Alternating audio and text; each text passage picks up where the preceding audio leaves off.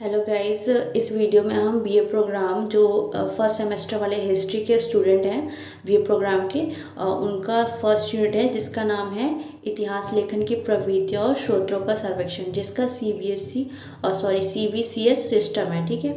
And यहाँ पे सबसे पहले आपको ये समझना है कि जो आपका यूनिट है इसमें आपसे पूछा क्या गया है, इतिहास लेखन की प्रवृत्तियाँ और स्रोतों का सर्वेक्षण। ठीक है, सबसे पहले हम इसके बारे में समझेंगे एंड इसके बाद हम जो है अपने चैप्टर पे आएंगे। ठीक है। एंड यहाँ पे मैंने जो नोट्स बहुत ही इजी लैंग्वेज में बनाए हैं, आप इसे ओनली रीड करेंगे तो भी आप समझ जाएंगे। ठीक है, तो अपना चैप्टर स्टार्ट करते हैं। इतिहास लेखन की प्रवृत्तियाँ और स्रोतों का सर्वेक्षण। आप सबसे पहले ये समझिए कि इतिहास लेखन क्या है और प्रवृत्तियाँ क्या है, किस बारे में पूछा जा रहा है। इतिहास लेखन क्या है? इतिहास को लिखने की प्रक्रिया को इतिहास लेखन कहते हैं। तो इसका मतलब ये है कि जो हमारे जो इतिहासकार थे, जो पहले के टाइम के इतिहासकार थे, वो क्या करते थे, इतिहास को लिखते थे। जो उस समय का टाइम पीरियड होता था उसमें वो रहते थे और उसमें क्या लिखते थे, कुछ भी अपनी बुक लिखते थे। ठीक है, ग्रंथ लिखते थे, जो भी कुछ लिखते थे वो। ठीक है, उस प्रक्रिया को, लिखने की प्रक्रिया को इतिहास लेखन कहते हैं। ठीक है, आई होप ये पॉइंट आपका क्लियर हो गया होगा कि इतिहास लेखन क्या कहते हैं। इतिहास लिखने की प्रक्रिया, जब हम इतिहास लिखते हैं उसकी प्रक्रिया को हम इतिहास लेखन कहते हैं। एंड इतिहास लेखन की प्रवृत्तियाँ, इसका मतलब क्या होता है? इतिहास लेखन की प्रवृत्तियाँ का सिंपल सा मतलब है कि इतिहास लेखन के तरीके। ठीक है, कैसे तरीके थे ये आपको यहाँ पे लिखना है। इतिहास लेखन के तरीके, जैसे कि किस तरीके से इतिहास लिखी गई और इतिहास लिखने वाले लोगों का चरित्र किस तरीके का था, यह सब इतिहास लेखन की प्रवृत्तियों के अंतर्गत आता है। सो आई होप ये भी आपको क्लियर हो गया होगा कि इतिहास लेखन की जो प्रवृत्तियाँ इसमें पूछी गई है, इसका मतलब है कि इतिहास को लिखने के तरीके आपको बताने हैं, किस किस तरीके से इतिहास लिखा जाता है। तो ये आपका इतिहास लेखन की प्रवृत्तियों का जो इंट्रोडक्शन था। सो इतिहास लेखन की प्रवृत्तियों का मतलब तो आप समझ गए। ठीक है, एंड अब आप सेकंड जो है इसका ये समझिए कि स्रोतों का सर्वेक्षण ये क्या है, इसमें क्या पूछा गया है, स्रोत क्या होते हैं। ठीक है, इतिहास हमें अतीत में हुई घटनाओं के बारे में जानकारी देता है, जो हमें बताता है कि हमारे भारत के अतीत में क्या घटनाएं हुई हैं, जिनके घटित होने के हमारे पास किसी भी रूप में प्रमाण होता है। उसे हम इतिहास जानने के माध्यम को साक्ष्य या स्रोत कहते हैं, जैसे सिक्के, मिट्टी के बर्तन, कंकाल, पुरानी मूर्तियों के अवशेष आदि। सो गाइस, सूत्र क्या होते हैं कि हम अपने इतिहास के बारे में कैसे जानते हैं? सूत्रों के माध्यम से जानते हैं। अब सूत्र क्या है कि इतिहास को जानने का एक माध्यम है। जैसे सूत्र में क्या आता है, सिक्के हो गए, मिट्टी के बर्तन हो गए, कंकाल, पुरानी मूर्तियाँ, ये सब हो गए। और ये सब हमें कैसे मिले थे? जब हम अगर अपना इतिहास पढ़ते हैं तो हमें कैसे पता चलता है अपने इतिहास के बारे में? तो जब जो इतिहासकार थे वो क्या करते हैं, काफ़ी रिसर्च करते हैं, जगह जगह खुदाई हुई थी। ठीक है, खुदाई में क्या उस टाइम पे क्या मिला था हमें, काफ़ी जगह से सिक्के मिले थे, मिट्टी के बर्तन, कंकाल, पुरानी मूर्तियों के अवशेष मिले थे, जिससे हमें क्या पता चलता था कि हाँ, इस समय ना ऐसा कुछ रहा होगा। उस टाइम पीरियड में जो है लोग ऐसे सिक्के यूज़ करते होंगे, मिट्टी के बर्तन में खाना खाते होंगे। ठीक है, और कंकाल मिले थे तो उससे ये भी पता चलता है कि लोगों की उस समय क्या हाइट रहती थी ज़्यादातर। एंड मूर्तियाँ मिली हैं, जिसका मतलब है कि हाँ, वहाँ पे पूजा पाठ भी होती थी। तो ये सारी चीज़ क्या है, इन सारे चीज़ों को हम स्रोत कहते हैं। और ये स्रोत क्या करते हैं, ये हमें इतिहास को जानने में मदद करते हैं कि हमारा इतिहास कैसा था। ठीक है, और काफ़ी सारे जो है पत्थरों पे कुछ खुरेद के लिखे हुए चीज़ मिली है, जिससे हमें क्या पता, अपने इतिहास के बारे में पता चलता है। अपने अब इतिहास में जो उस समय राजा महाराजा थे जो राज करते थे, कैसे राज करते थे, इन सब के बारे में पता चलता है। और स्मारक भी हमारा इतिहास के अंदर ही आता है, स्रोतों के अंदर ही आता है। स्रोत में आपका स्मारक से भी आपको पता चलता है कि हाँ, उस टाइम पीरियड में जो है ऐसे जो है महल थे, ऐसे राजा रहते थे, ऐसे उनके कक्ष थे। ठीक है, ऐसे कमरे थे, ऐसे सोते थे। तो ये सारा चीज़ जो है हमें इतिहास के बारे में कैसे पता चलता है, स्रोतों से पता चलता है। ठीक है, सो आई होप गाइस आपको स्रोत का मतलब समझ आ गया होगा कि इतिहास को जानने के माध्यम को स्रोत कहते हैं। और वह माध्यम हमारे क्या है, सिक्के, मिट्टी के बर्तन, कंकाल, पुरानी मूर्तियाँ और स्मारक हो गए। ठीक है, ऐसे काफ़ी चीज़ें जो है हमारे, हम उसको स्रोत कहते हैं। सो एंड अब आपका आता है स्रोतों का मतलब तो आप समझ गए। अब आप समझिए कि सर्वेक्षण का क्या मतलब है। ठीक है, स्रोतों का सर्वेक्षण आपको यहाँ पे पढ़ना है। तो सर्वेक्षण का मतलब है कि जो भी स्रोत आपको प्राप्त हुए हैं, जैसे मिट्टी, सिक्के, जो भी चीज़ आपको प्राप्त हुए हैं, मिट्टी के बर्तन, ठीक है, उनकी जांच करना, ठीक है, स्रोत, जो भी स्रोत प्राप्त हुए हैं उनकी जांच करना, उनको देखना, समझना तथा तो उस चीज़ के बारे में अपनी राय रखना, ठीक है। सर्वेक्षण का मतलब यहाँ पे समझ आ गया कि जितने भी स्रोत प्राप्त हुए हैं उस पर क्या करते हैं, इतिहास का रिसर्च करते हैं, ठीक है, उसकी जांच होती है, उसको समझा जाता है कि ये कब टाइम के होंगे, ठीक है, इसका क्या यूज़ होता होगा, ठीक है, ये सब सर्वेक्षण के अंदर आता है कि स्रोतों का सर्वेक्षण करना यानी स्रोतों की जाँच करना। आई होप गाइस आपको ये क्लियर होगा कि इतिहास लेखन की प्रवृत्तियों, आपका 2 पॉइंट है, ठीक है, इतिहास लेखन की प्रवृत्तियाँ और सूत्रों का सर्वेक्षण, जो हाफ हाफ करके आप पढ़ेंगे, ठीक है। सो गाइज यहाँ पे आपकी मैंने हेडलाइन जो है कंप्लीट करा दी है, जिसका आपका जो यूनिट है उसका क्या मतलब है। पहला था इतिहास लेखन की प्रवृत्तियाँ, जिसमें हमें पढ़ना है कि इतिहास लेखन के तरीके किस तरीके के हैं, ये हम डिटेल में पढ़ेंगे आगे। और है स्रोतों का सर्वेक्षण, यानी कि जो स्रोत प्राप्त हुए थे उसकी जांच करना, ठीक है, क्या क्या स्रोत प्राप्त हुए थे, कैसे जांच की गई, ठीक है, इसका हम जो है आगे वीडियो में पढ़ेंगे। एंड आगे देखते हैं, थोड़ा सा और देख लेते हैं, इसके बाद हम अपने चैप्टर पे आते हैं। ये आपको बहुत ही ईजी होगा अंडरस्टैंड करने में अगर आप इसको समझ लेंगे। भारत का इतिहास बहुत बड़ा है। इससे एक बार में पूरा प्राचीन भारत से लेकर आधुनिक भारत तक का इतिहास को पढ़ पाना मुश्किल था। इसलिए इतिहास को पढ़ने में आसानी लाने के लिए इसको 3 हिस्सों में बांटा गया, ठीक है। तो भारत का इतिहास इतना बड़ा है कि आप अगर पढ़ने बैठेंगे तो एक बार में आप इसे पढ़ नहीं सकते, बहुत ही मुश्किल होता था। इसलिए क्या किया गया था, इतिहासकारों ने क्या किया था, इसे पढ़ने के लिए इसे 3 भागों में बांट दिया था, 3 हिस्सों में बांट दिया था।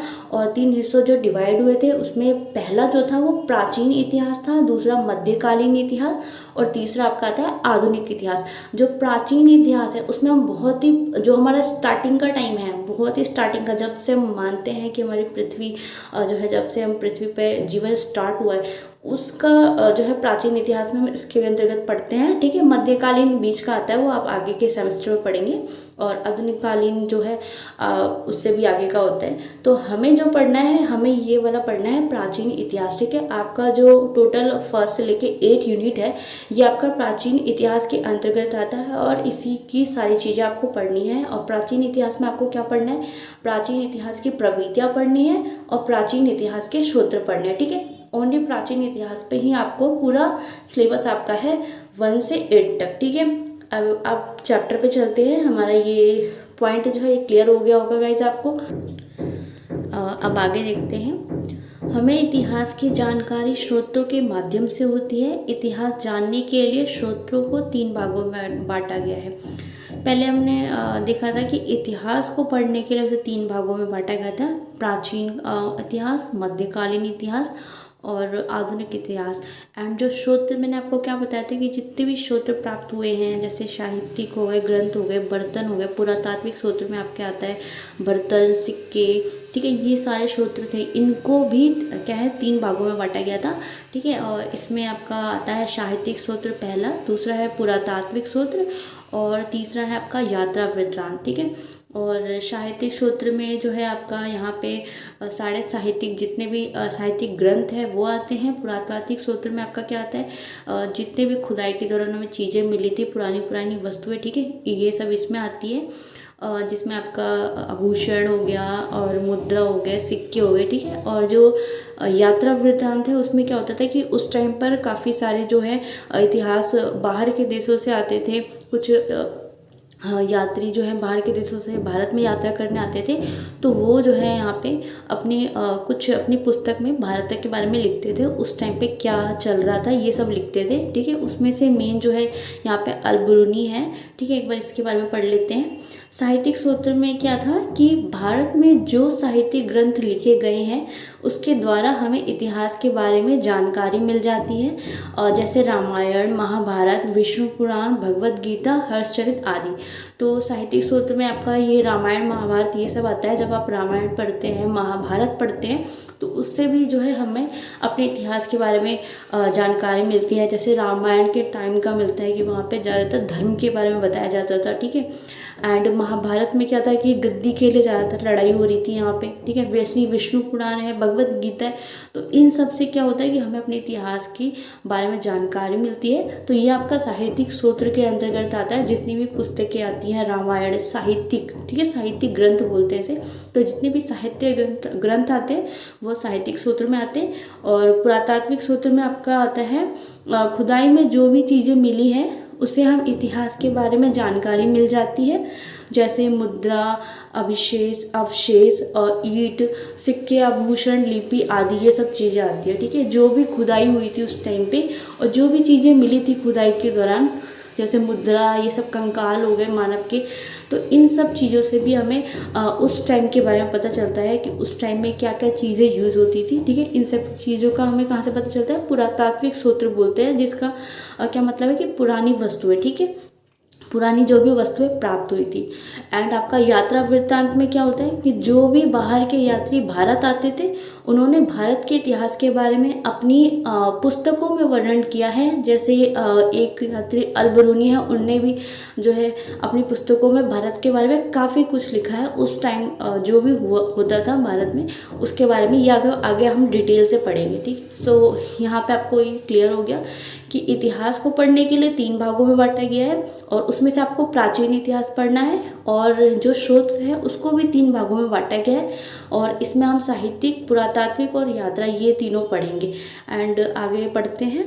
तो गाइस अब आप अपने चैप्टर पे आते हैं। मेन जो पॉइंट था वो मैंने आपको पहले ही क्लियर कर दिया है। अब आप जब इसको रीड करेंगे तो बहुत ही ईजिली समझ जाएंगे, ठीक है। एंड सबसे पहले हम परिचय से स्टार्ट करते हैं। परिचय या प्रस्तावना दोनों एक ही बात है। बुक में आपका प्रस्तावना लिखा होता है जिसका मतलब परिचय ही होता है, ठीक है, इंट्रोडक्शन। इतिहास का अध्ययन के लिए अनेक साहित्यिक साक्ष्य मौजूद हैं, जैसे रामायण, महाभारत, भगवत गीता, विष्णु पुराण आदि से हमें भारत के इतिहास के बारे में जानकारी मिलती है। तो साहित्यिक साक्ष्य के अंदर क्या आते हैं, साक्ष्य या स्रोत दोनों एक ही चीज़ है, ठीक है। साहित्यिक साक्ष्य के अंदर क्या आते हैं, आपका महाभारत, भगवत गीता, विष्णु पुराण, इससे क्या होता है हमें भारत के बारे में पता चलता है। परिचय में आप इतना काफ़ी आप इतना लिख सकते हैं, या आप चाहते हैं तो इसमें पुरातात्विक सूत्र भी ऐड कर सकते हैं। पुरातात्विक सूत्र में हमें क्या मिले थे, जैसे कि पुरानी चीज़ें मिली थी, उससे भी हमें इतिहास के बारे में जानकारी मिलती है, ठीक है।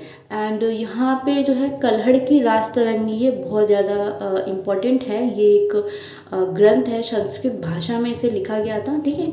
ये कल्हड़ द्वारा संस्कृत भाषा में लिखी गई थी और इसमें हमें कश्मीर के पुराने राजवंशों के बारे में तिथिवर तरीके से जानकारी मिलती है। ये भारत का पहला ऐसा ग्रंथ माना जाता है जिसमें इतिहास की जानकारी हमको तिथिवर के साथ मिलती है। सो इसका मतलब क्या है, तिथिवर का मतलब है कि डेट वाइज हमें मिलती है। पहले क्या होता था, अगर आप प्राचीन इतिहास के बारे में पढ़ेंगे तो आपको वहाँ पे डेट जो है कंफर्म नहीं है कि हाँ इस डेट को ऐसा हुआ था और इस डेट को ऐसा हुआ था, तो ऐसा कुछ कंफर्म नहीं है। इसलिए हमें जो इतिहास, अगर हम प्राचीन इतिहास की बात करें तो उसको समझने में थोड़ी सी प्रॉब्लम होती है, ठीक है। इसलिए वहाँ पे ज़्यादातर यूज़ किया जाता है सदी का, ठीक है, ईसा पूर्व का। आगे है हमारा इतिहास लेखन की शुरुआत। भारत में इतिहास लेखन की शुरुआत 18वीं सदी के उत्तरार्ध में शुरू हो गई थी।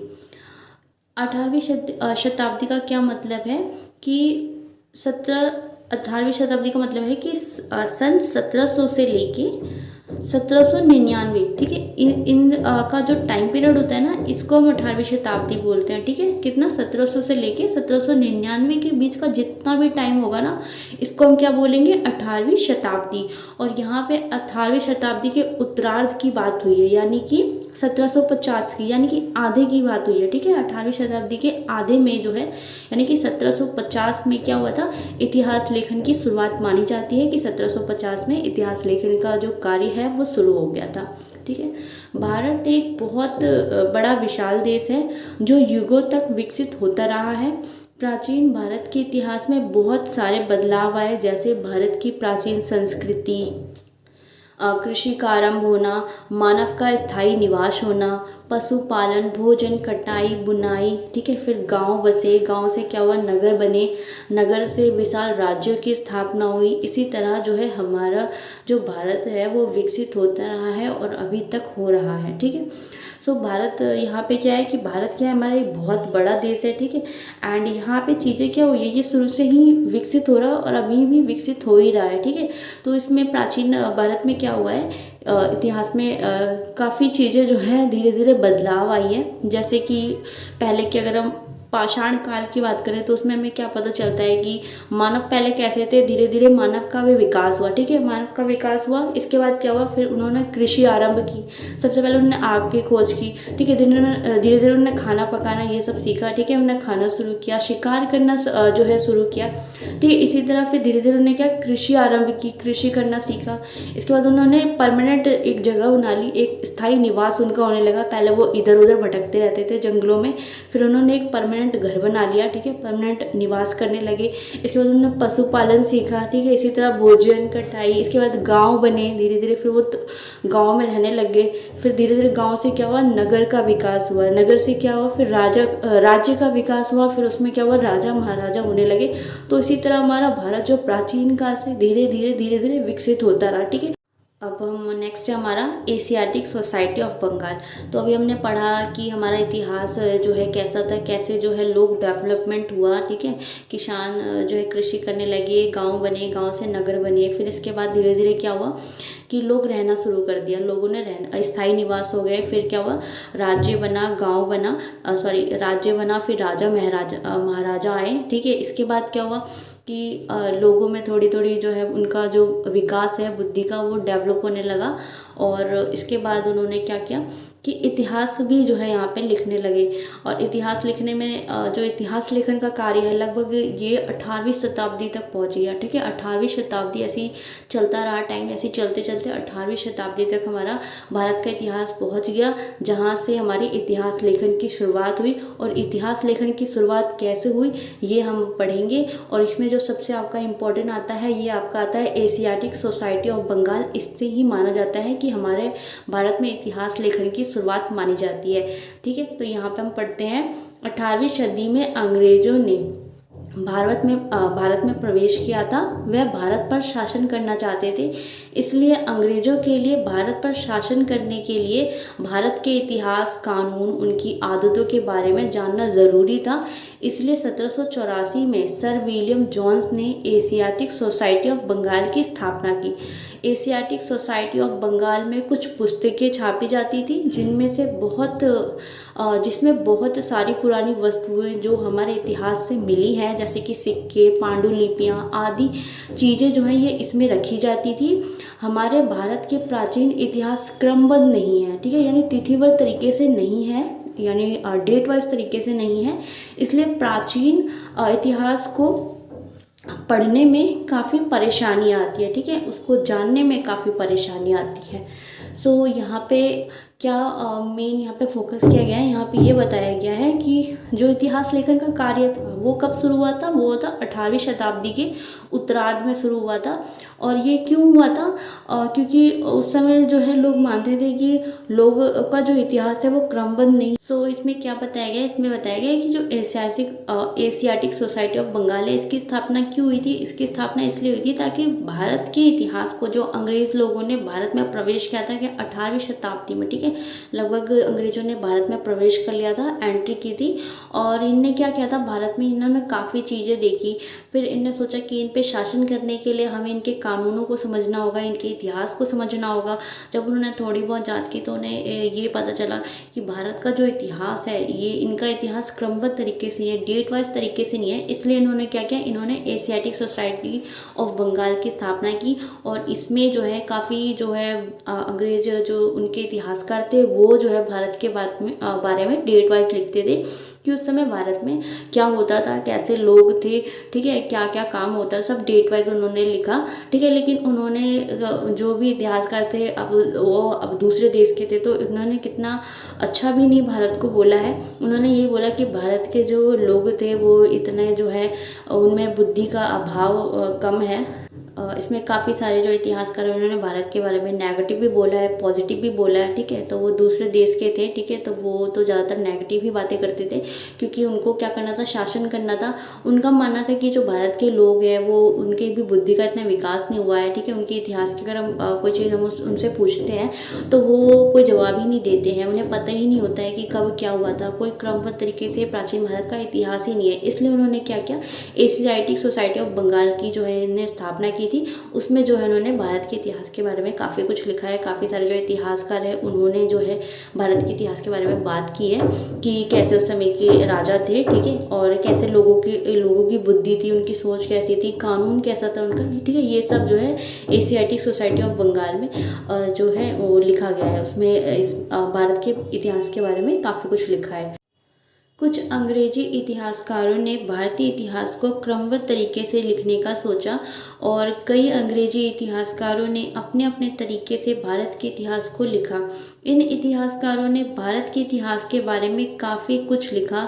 कई जगह पर भारतीयों की प्रशंसा लिखी तो कई जगह इतिहासकार ने भारत की काफ़ी आलोचना की। इन अंग्रेजी इतिहासकारों ने अपने कानून शासन के बारे में सकारात्मक चीज़ें लिखी। जब ये सब भारतीय इतिहासकारों ने पढ़ी तो उन्हें बहुत बुरा लगा तथा फिर भारतीय इतिहासकारों ने भारत के इतिहास को अपने तरीके से समझाने का प्रयास किया। सो गाइस, यहाँ पे क्या हुआ था कि मैंने आपको बताया था कि जो अंग्रेजी इतिहासकार थे उन्होंने एक society Asiatic society of Bengal की स्थापना की थी। और इसमें क्या करते थे, वो भारत के बारे में जो इतिहासकार थे एशियाटिक सोसाइटी ऑफ बंगाल के, वो भारत के इतिहास के बारे में काफ़ी कुछ लिखते थे। जिनमें से जो कुछ इतिहासकार थे अंग्रेजी, वो क्या करते थे, कुछ तो सकारात्मक चीज़ें लिखते थे भारत के बारे में और कुछ जो है यहाँ पे नकारात्मक चीज़ें लिखते थे। बट यहाँ पे ज़्यादातर जो है नकारात्मक चीज़ें लिखी गई। जब भारतीय इतिहासकारों ने ये पढ़ा तो उन्हें बहुत बुरा लगा, ठीक है, कि जो अंग्रेज उन्होंने ऐसा ऐसा हमारे भारत के बारे में लिखा है, काफ़ी बुराइयाँ भी लिखी उन्होंने भारत के बारे में। तो जो अंग्रेजी इतिहासकार थे उनको काफ़ी ठेस लगी और फिर उनने सोचा कि अब हमें भी भारत के इतिहास के बारे में लिखना चाहिए। तो भारतीय जो इतिहासकार थे उन्होंने फिर भारत के इतिहास को लिखना टाइम के तरीके से, डेट वाइज तरीके से लिखना स्टार्ट किया और भारत के इतिहास को समझाने का प्रयास किया।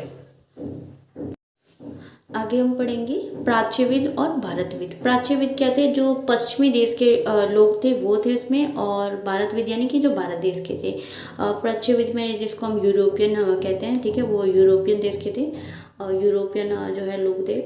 अब हम यहाँ पे पढ़ते हैं, भारतीय इतिहास की रचना में ईस्ट इंडिया कंपनी का महत्वपूर्ण स्थान रहा है तथा भारतीय इतिहास लेखन में प्राच्यविद यानी कि जो यूरोपियन थे, ठीक है, वह भारतविद दोनों की ही महत्वपूर्ण भूमिका रही है।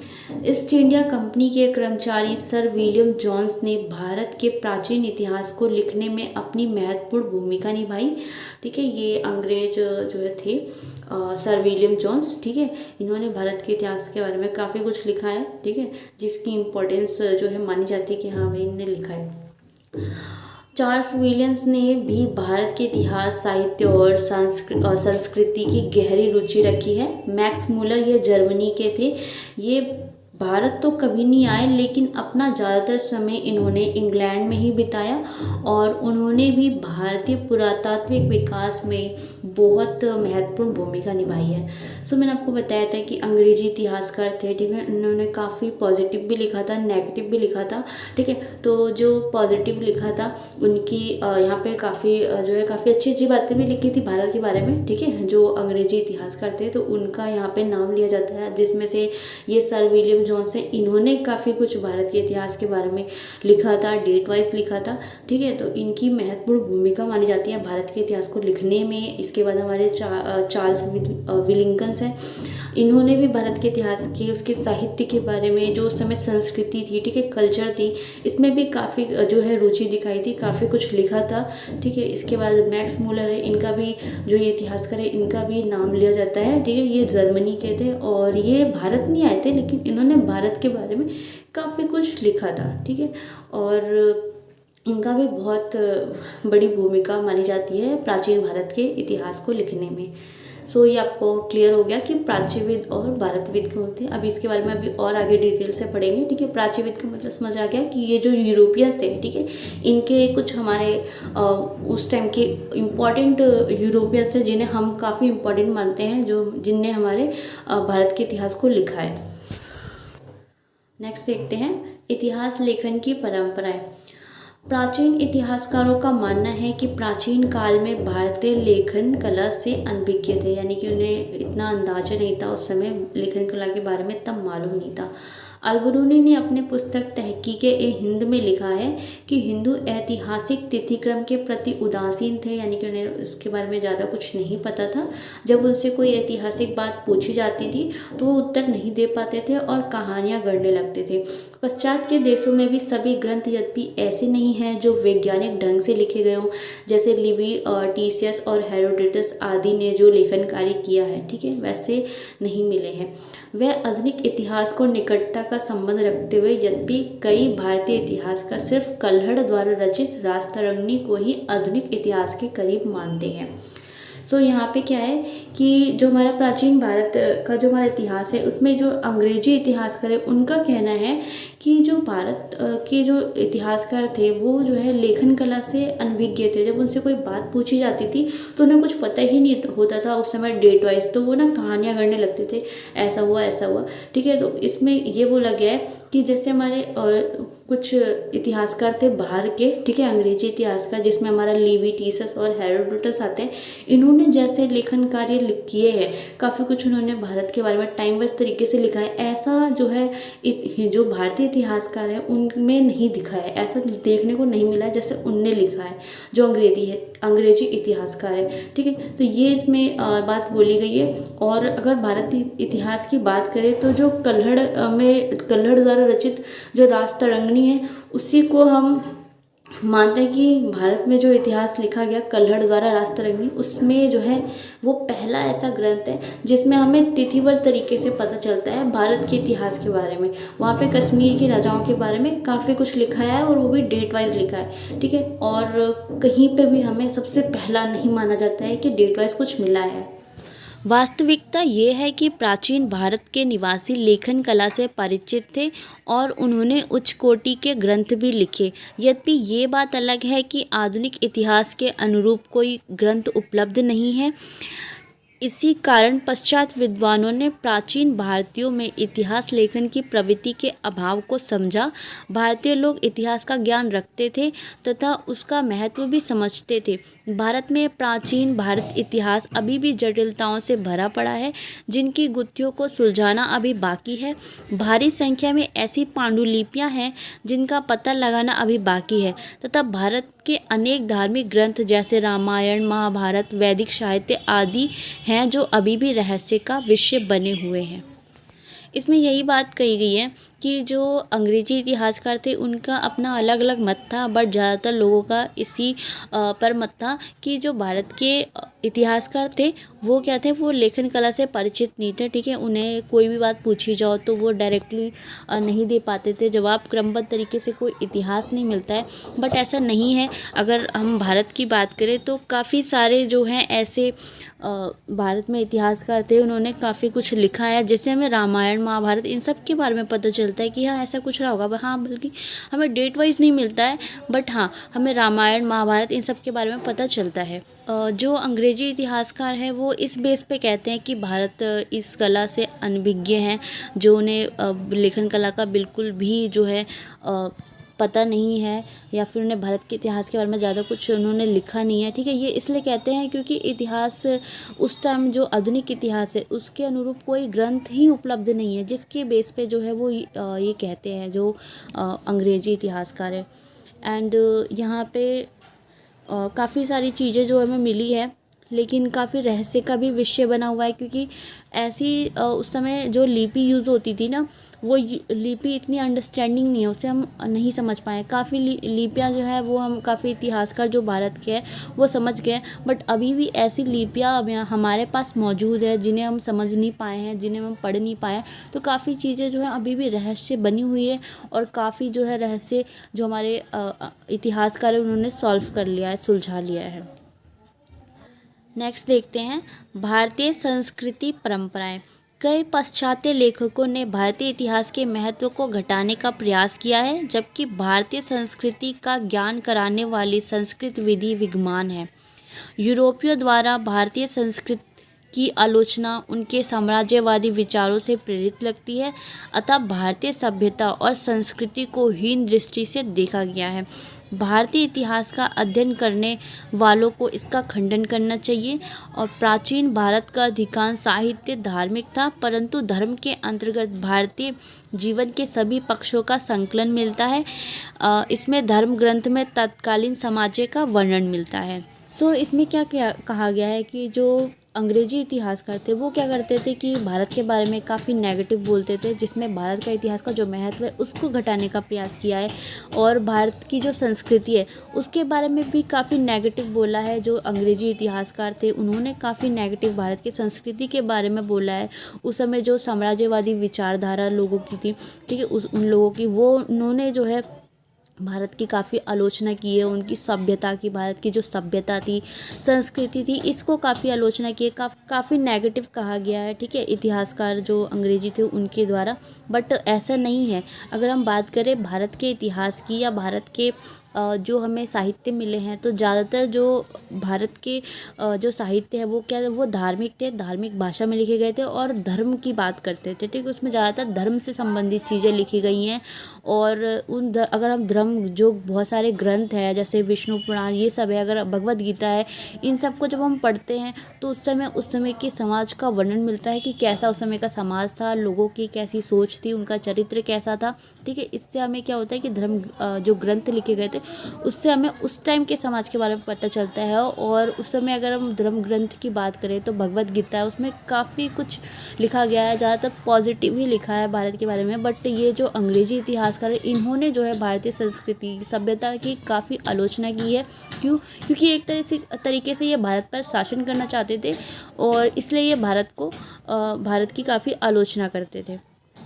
हाँ, बट ऐसा नहीं है कि सारे ही अंग्रेजी इतिहासकार जो है वो बुरे ही थे। उसमें काफ़ी सारे ऐसे इतिहासकार हैं जिन्होंने भारत के बारे में काफ़ी कुछ अच्छा भी बोला है, जिन्हें हम अभी भी पढ़ते हैं। जैसे सर विलियम जोन्स हैं, उन्होंने काफ़ी अच्छा बोला है, जिससे हमारे भारत के इतिहास को जानने में काफ़ी हेल्प मिलती है। उन्होंने तिथिवर तरीके से जो है बताया है भारत के इतिहास के बारे में। इसके बाद मैक्स मुलर, उन्होंने भी काफ़ी कुछ भारत के इतिहास के बारे में अच्छा बोला है और सही बताया है कि हाँ ऐसा था, ऐसी सभ्यता थी, संस्कृति थी, ठीक है। तो कई आलोचक भी थे, तो कई जो है अच्छे भी थे इतिहासकार जो भारत के बारे में उन्होंने काफ़ी अच्छा लिखा है। और जो हमारे ग्रंथ हैं उनसे तो हमें भारत के इतिहास के बारे में पता चलता ही है कि हमारे भारत का इतिहास कैसा था। जैसे हमारा ये विष्णु पुराण है, भगवद गीता है, रामायण है, इन सब चीज़ों से हमें पता चलता है। वेद है हमारे, उन सब चीज़ों से हमें भारत के इतिहास के बारे में पता चलता है। एंड नेक्स्ट है हमारा बौद्ध तथा जैन परंपराएं। बौद्ध इतिहास लेखन से बुद्ध और उनसे जुड़ी तमाम जानकारियों का पता चलता है। बौद्ध के जीवन से संबंधित घटनाओं को त्रिपिटकों में स्थान दिया गया है। सूत पिटक में महाबुद्ध के उपदेशों का और विनय पिटक में संघ की स्थापना तथा उनके नियमों का संकलन है। इन ग्रंथों से तत्कालीन समय की सांस्कृतिक, आर्थिक और राजनीतिक तथा सामाजिक जीवन की ऐतिहासिक जानकारी जैन साहित्य और बौद्ध साहित्य प्रदान करते हैं। इसमें कहा गया है कि जो बौद्ध और जैन ग्रंथ हैं उनसे भी हमें जो उस समय की जो इतिहास था उसका पता चलता है, ठीक है। उस समय का जो भी कार्यक्रम था उसके बारे में पता चलता है। जो बौद्ध इतिहास लेखन है उस समय बुद्ध की जितनी भी उनसे जुड़ी तमाम जानकारियाँ उसके बारे में पता चलता है। और जो त्रिपिटक है उसमें जो है भगवान बुद्ध के बारे में काफ़ी कुछ बताया गया है। जो जो घटनाएं उनके जीवन से रिलेटेड हुई थी वो त्रिपिटक में जो है लिखा गया है। इसके अलावा जो सूत पिटक है इसमें महाबुद्ध के उपदेश, उन्हें क्या क्या उपदेश दिए हैं इनके बारे में बिल्कुल विस्तार से लिखा है। उनसे भी हमें उस समय बुद्ध के टाइम का पता चलता है कि वो कैसे काम करते थे, ठीक है, उनका क्या धर्म था, ये सब हमें उनसे पता चलता है। एंड इसके बाद विनय पिटक है, इसमें भी जो भगवान जो बुद्ध उनकी सारा जीवन गाथा इसमें लिखा हुआ है। उनने संघ की कैसे स्थापना की इसके बारे में पता है, उनका कैसा कुल था, वो सब इसके बारे में विनय पिटक में आपको विस्तार से पढ़ने को मिल जाएगा। उनके इतिहास के बारे में इसमें अच्छे से लिखा हुआ है। इसके अलावा जैन साहित्य और बौद्ध साहित्य से तो हमें बौद्ध के बारे में काफ़ी कुछ पता चलता है, पूरा डिटेल से उस समय के इतिहास के बारे में पता चल जाता है। और जो ये ग्रंथ है, ये ग्रंथ उस समय की जो संस्कृति कैसी थी उसके बारे में बताते हैं, और उससे हमें आर्थिक उस समय कैसी स्थिति उनके बारे में पता चलता है, सामाजिक जीवन कैसा था, ठीक है, कैसा धर्म था उनका। तो ये सब हमें बौद्ध साहित्य और जैन साहित्य से पता चलता है, ठीक है। ये जो ग्रंथ है ये बहुत महत्वपूर्ण भूमिका निभाते हैं उस समय के इतिहास को जानने में। सो गाइस, हमारा जो ये फर्स्ट पॉइंट था इतिहास लेखन की प्रविधियाँ, ये हमारा कंप्लीट हो गया है। एंड इसके बाद हम वो स्रोतों के संरक्षण के बारे में पढ़ेंगे। जो प्राचीन इतिहास में जो स्रोत प्राप्त हुए थे, ठीक है, वो क्या थे, ठीक है, कितने थे स्रोत, कैसे पता चला उनका, ठीक है, ये सब हम डिटेल में पढ़ेंगे। सो स्टार्ट करते हैं। सो हमारा सेकंड है प्राचीन भारत इतिहास के स्रोतों का सर्वेक्षण। तो स्रोत के बारे में मैंने आपको पहले ही स्टार्टिंग में ही बता दिया था कि स्रोत क्या होते हैं, कि जो भी घटना हमारे अतीत में हुई होती है किसी भी रूप में, ठीक है, अगर किसी भी रूप में हमें प्रमाण मिलता है, ठीक है, उसको जानने का, ठीक है, कोई भी माध्यम मिलता है कि उस टाइम का हमारा इतिहास था वो कैसा था, उसको हम स्रोत कहते हैं। वो माध्यम कोई भी हो सकता है, जैसे सिक्के, मिट्टी के बर्तन, कंकाल, पुरानी मूर्तियाँ, कोई भी माध्यम हो सकता है, जिससे भी ऐसा कोई भी माध्यम जिससे हमें अपने इतिहास के बारे में जानकारी मिलती है या उससे जुड़ी कोई घटना के बारे में जानकारी मिलती है, उसको हम स्रोत कहते हैं, ठीक है। तो स्रोत आपको समझ आ गया। स्रोत क्या है? स्रोत वो माध्यम है जिससे हमें इतिहास के बारे में जानकारी मिलती है, ठीक है। स्रोत क्या है? स्रोत वो माध्यम है जिससे हमें इतिहास के बारे में जानकारी मिलती है। और इसमें आपका सिक्के, मिट्टी का बर्तन, कंकाल, पुरानी मूर्तियों के अवशेष, ये सब आते हैं, ठीक है। एक बार ये लाइन भी पढ़ लेते हैं। इतिहास हमें अतीत में हुई घटनाओं के बारे में जानकारी देता है, जो हमें बताता है कि हमारे भारत के अतीत में क्या घटनाएं हुई, जिनके घटित होने के हमारे पास किसी भी रूप में प्रमाण हो, ठीक है, उसे हम इतिहास जानने के माध्यम को साक्ष्य या स्रोत कहते हैं। दोनों एक ही बात है, साक्ष्य या स्रोत कुछ भी कह सकते हैं आप। और जैसे सिक्के, मिट्टी के बर्तन, कंकाल, पुरानी मूर्तियों के अवशेष आदि। तो ये क्लियर हो गया आपको कि जो भी घटनाएं हुई हैं अतीत में, ठीक है, उसको जानने के माध्यम को क्या कहते हैं? स्रोत या साक्ष्य कहते हैं। स्रोतों का मतलब तो आप समझ गए। अब आप समझिए कि सर्वेक्षण का क्या मतलब है, ठीक है। स्रोतों का सर्वेक्षण आपको यहाँ पे पढ़ना है। तो सर्वेक्षण का मतलब है कि जो भी स्रोत आपको प्राप्त हुए हैं, जैसे मिट्टी, सिक्के, जो भी चीज़ आपको प्राप्त हुए हैं, मिट्टी के बर्तन, ठीक है, उनकी जांच करना, ठीक है। स्रोत, जो भी स्रोत प्राप्त हुए हैं उनकी जांच करना, उनको देखना, समझना, तो उस चीज़ के बारे में अपनी राय रखना, ठीक है। सर्वेक्षण का मतलब यहाँ पे समझ आ गया कि जितने भी स्रोत प्राप्त हुए हैं उस पर क्या करते हैं, इतिहास का रिसर्च करते हैं, ठीक है, उसकी जांच होती है, उसको समझा जाता है कि ये कब टाइम के होंगे, ठीक है, इसका क्या यूज़ होता होगा, ठीक है। ये सब सर्वेक्षण के अंदर आता है कि स्रोतों का सर्वेक्षण करना यानी स्रोतों की जाँच करना। एंड सबसे पहले हम इसका परिचय देखते हैं, ठीक है। अगर आपके एग्ज़ाम में आता है आपको स्रोतों के सर्वेक्षण लिखने हैं प्राचीन भारत इतिहास के, तो आप जो इसकी स्टार्टिंग जो है इंट्रोडक्शन या परिचय से करेंगे, ठीक है। अगर आपसे इतिहास लेखन की प्रविधियाँ पूछी जाती हैं तो उसका भी जो आपका फर्स्ट स्टार्टिंग होगी वो परिचय से ही स्टार्ट होगा। आइए अब हम अपने चैप्टर की तरफ चलते हैं। भारत के अतीत की जानकारी साहित्यिक और पुरातात्विक स्रोतों से इकट्ठी की जा सकती है। यद्यपि हमारे पास कोई ऐतिहासिक घटनाओं का क्रमानुसार ब्यौरा तारीख तो नहीं है, किंतु इसका अर्थ ये नहीं है कि भारतीयों में इतिहास बोध का अभाव था, बल्कि वह उन्हीं चीज़ों का ब्यौरा सहेजते थे जिन्हें वह काफ़ी महत्वपूर्ण मानते थे। प्राचीन भारत के राजनीतिक इतिहास का हमें कोई लिखित रूप में ब्यौरा नहीं मिला है। हम कुछ पुरातत्व चीज़ों से ही उस समय की राजनीतिक स्थिति का अनुमान लगाते हैं। इसमें यही बात कही गई है कि जो हमारा प्राचीन इतिहास था उसमें हमें कुछ भी डेट वाइज नहीं मिलता, क्रमानुसार नहीं मिलता है। जो साहित्यिक स्रोत और पुरातात्विक स्रोत है उन्हीं से हम जो जानकारी है वो इकट्ठी कर पाते हैं। अगर हम साहित्यिक स्रोत ग्रंथ की बात भी करें तो उस समय के हमें समाज के बारे में तो पता चलता है, लेकिन कब हुआ था, ठीक है, डेट वाइज हमें कुछ भी नहीं मिला है। कुछ जैसे कल्हड़ की राजतरंगिणी के बारे में बात की थी, हाँ कुछ ग्रंथ हैं जिससे हमें थोड़ा बहुत जो है डेट का मिलता है, लेकिन अगर हम पूरे प्राचीन इतिहास की बात करें तो उसे हमें क्रमबद्ध कुछ भी नहीं मिला है कि हम उसे क्रमबद्ध डेट वाइज जो है उसको हम कलेक्ट करके पूरा प्राचीन भारत का इतिहास लिख सकें। लेकिन हम अगर पुरातात्विक स्रोतों की बात करें तो वो एक बहुत महत्वपूर्ण भूमिका निभाते हैं प्राचीन भारत के इतिहास को जानने के लिए, क्योंकि अगर हम ग्रंथ की बात करें तो ग्रंथ में हमें इतना कुछ नहीं पता चलता है कि उस समय किस टाइम पीरियड पे था, ठीक है, क्रमानुसार तो कुछ मिला नहीं है, बट हाँ हमें उनकी संस्कृति, कैसी सामाजिक स्थिति, इनके बारे में पता चला है, ठीक है, थोड़ा बहुत हमें ग्रंथ के माध्यम से। लेकिन जो पुख्ता सबूत जिसे हम कहते हैं ना, वो हमें पुरातात्विक स्रोतों के माध्यम से ही पता चला है, क्योंकि पुरातात्विक स्रोत में क्या होता था, खुदाइयाँ होती थी, खुदाइयों में काफ़ी सारे जैसे सिक्के, मिट्टी के बर्तन, मानव कंकाल, ये सब हमें खुदाइयों में मिलते थे। और हमें कुछ पांडुलिपियाँ भी मिली है, पत्थरों पे कुछ लिखे हुए खुरेद कर, वो सब हमें किससे मिले हैं, पुरातात्विक स्रोतों से मिले हैं। स्मारक हमें मिले हैं, स्मारक के टुकड़े मिले हैं। और अगर खुदाई हुई है तो खुदाइयों के दौरान नीचे हमें मूर्तियाँ भी मिली है, जिससे हमें ये पता चलता है कि हाँ उस समय लोग इस धर्म को मानते थे, इस भगवान की पूजा करते थे। और सिक्के मिले, जिससे हमें क्या पता चलता है, हमें पता चलता है कि हाँ उस टाइम पीरियड में कैसे सिक्के यूज़ होते थे, ठीक है, किस मटेरियल के होते थे। तो ये सब चीज़ों को जानने के लिए, हमारा इतिहास जो है उसको जानने के लिए जो पुरातत्व स्रोत है, पुरातत्व, उनने बहुत बड़ी भूमिका निभाई है, ठीक है। ये आपका क्लियर हो गया। राजनीतिक अगर बात करें स्थिति की, तो पुरातात्विक स्रोतों से भी हमें राजनीतिक स्थिति के बारे में पता चला है कि उस समय की राजनीतिक स्थिति कैसी थी, ठीक है। ये सब चीज़ें हमें पुरातत्व स्रोतों के माध्यम से पता चला, ठीक है। आपको एक पॉइंट क्लियर हो गया। इसमें यही कहा गया है कि लोग जो इतिहासकार है वो मान देते कि हाँ तारीख से क्रमानुसार जो है यहाँ पे इतिहास नहीं मिला है, बट इसका मतलब ये नहीं था कि हम अपने भारत के इतिहास को जान नहीं पाए हैं, या हमारे पास कुछ ऐसे साक्ष्य नहीं है, ऐसा कुछ है नहीं कि हम अपने भारत के इतिहास को जान पाए। तो ऐसे काफ़ी चीज़ें हैं जिनसे हमने भारत के इतिहास को जाना है, चाहे हमारा भारत के इतिहास में ग्रंथ जो है, वो पुस्तकें जो है वो क्रम वाइज नहीं लिखी हुई हैं, लेकिन जो स्रोत मिले हैं हमें, उसके माध्यम से हम भारतीय इतिहास को जानते हैं, ठीक है। कुछ साहित्यिक स्रोतों ने हेल्प करी हमारी।